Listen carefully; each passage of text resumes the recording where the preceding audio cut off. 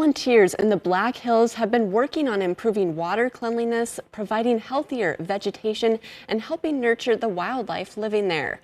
Tonight, Tyler Louder explains why this project is making a difference in Ion-Kelloland. Across the Black Hills, there are over 100 of these beaver dams that have been patched up over the past few years. These are beaver dam analogs, and really what we're looking at behind me is a historic beaver dam that we've taken natural materials that we've pulled from on site, and we've started to close them up and slow water down behind them to be able to keep more water on the landscape for longer.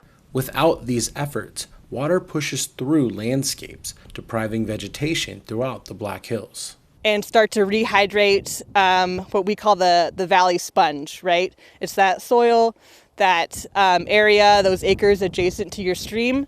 We want those to start holding water again and acting as a sponge for our ecosystems. Representative Scott Odenbach has been a supporter of clean water in the Black Hills and recently took time to join in these ongoing efforts.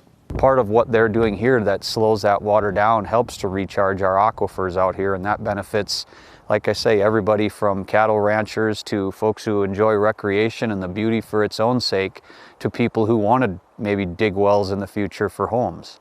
Over a dozen groups work together on this conservation project. It doesn't matter whether or not you're a fly fisherman or a cattle rancher or somebody that just drinks water downstream from where we are. We all need clean, clear, plentiful water, right? And in order for us to have that into the future, to ensure that those things come to us, is that we have to work on watershed and riparian stream health. It's great when you see it's direct action by people who care. That's the folks that make up this collaborative effort. And so, you know, at times there's a role for legislation or for the state to get involved, but I think probably even more of it is just people being aware of what they can go out and help do. This project will eventually get stream flows back up to what they once were, as the groups are starting to see more positive results from their work. What we started to see was things like springs return to the landscape that had been gone for a really long time. We started to see wildlife return to these stream systems that we haven't normally seen here.